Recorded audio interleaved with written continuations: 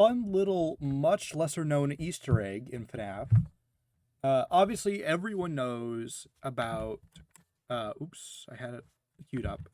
That there is a frame where you can see the final body of the kid. This particular recording I have has the Golden Freddy head appear over it already, but I think there's actually, if you had the full resolution and frame rate of the game, I think you would actually be able to see it if you paused it right. But well known that the kid's there. What's lesser known is, and also well known, is you get 100 points for every gift you give. Now, a comment pointed out something interesting to me. I tried to find the comment to give them credit. The thing is, like, I heard the comment, and it's been too long since then. And I meant to mention this in the Cassidy video. I just like zoned out about it. The script was too tight to like fit it in after the fact, and it was already rendered when I remembered it. So I'm sorry to whoever commented that. I really wanted to credit you here. I just couldn't find your comment. So it says 800, right? You got 100 for each. You get 100 each for each gift, and 100 for each mask you put on. We progress a few frames, and it changes when Golden Freddy's head fully eclipses the minigame. And what's interesting is you can actually see Golden Freddy's mask goes through the minigame from the kid where the kid's face would be. Now, granted, that just could be how things are lined up, but I find that so interesting that it's literally placed over that kid's head as if this is the mask, just like the other ones are. But also, pay attention to the score. It shoots up to 5,913. That's, in this context, that's 5,113 more points than you normally get for the other kids. Now, I was interested in this, so I looked into it a bit more. And it's random. This is 9,582, and this one has 9,225.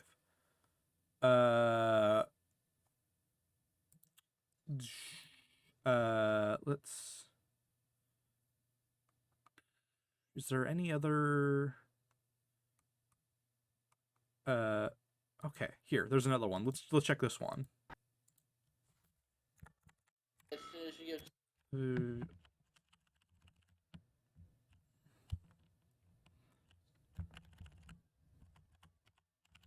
Okay, yeah, this one actually has the kid in frame for that second. Let's see. 7,000. So it's a random number, but it's always like over 1,000, a huge amount more. And like I said, I've never seen people talk about this detail as much. Something I want to check, actually. Jump scares. Let me find Golden Freddy jump scare. So, okay, yeah, it is just the generic jump scare animation reused. So I could just see it being Scott applying it. Oh, this actually jump scare is really dynamic when you look at it this way. But it's just too fast for you to really process it. I guess I've never really understood this jump scare from a conceptual level, though. I think what Scott was going for was doing an animated version of the normal Golden Freddy jump scare, and I think, honestly, the still frame is more effective. The other change I would have made would be, if I were redoing it, I would have it have the unique distorted jump scare noise. Like, it could be the same jump scare sound effect, just pitched down or differentiated like FNaF 1. But it's just interesting. I've never seen people like the score thing, which, okay, in the context of give life, this means Golden Freddy's appearance is several thousand more points ahead, and the puppet doesn't do anything related to it. To me, that's just another thing that adds to puppet stuff and the idea of Cassie being the only kid not stuffed. That is just such a... What else does that fucking mean, you know? Especially with the whole... I know there's the interpretation of it being... like the give afterlife, it's a failed happiest day, but you get points appear for this, and it's a ridiculous amount. Which, if if the failed happiest day was true, why would you get points for it? If this is a failed attempt at it, that Golden Freddy appears and like the puppet can't reach them.